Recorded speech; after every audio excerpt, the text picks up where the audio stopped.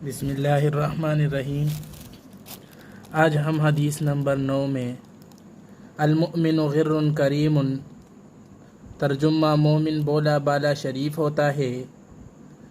تشریح میں غر کا معنی ہوتا ہے دھوکہ کھانے والا۔ حدیث کا مطلب یہ ہوا کہ نیک آدمی نرم مزاج ہوتا ہے اور ہر ایک پر اعتماد کر لیتا ہے، اس وجہ سے وہ ہر ایک دھوکہ دینے والے سے دھوکہ کھا جاتا ہے۔ دوسری وجہ دھوکہ کھانے کی یہ ہوتی ہے کہ وہ ہر ایک کے ساتھ حسن ظن رکھتا ہے، یعنی حسن سلوک کرتا ہے۔ کوئی بھی اس کو کسی قسم کی بات کہہ دے وہ سچ مان لیتا ہے۔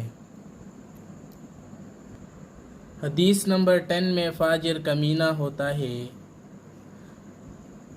والفاجر خب لئیم، اور فاجر مکار و کمینہ ہوتا ہے۔ تشریح میں خب کہتے ہیں مکار دھوکہ باز کو۔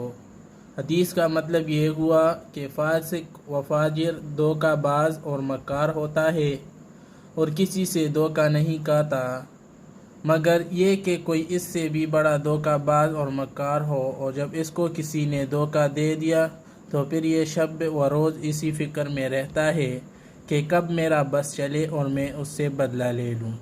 تو بھائی دوستو، اگر آپ نے خدمت حدیث چینل کو سبسکرائب نہیں کیا ہے تو سبسکرائب کا بٹن دبا لیں اور بیل آئیکن کو آل پہ کر دیں تاکہ ہماری ہر ایک ویڈیو آپ تک سب سے پہلے پہنچ سکے۔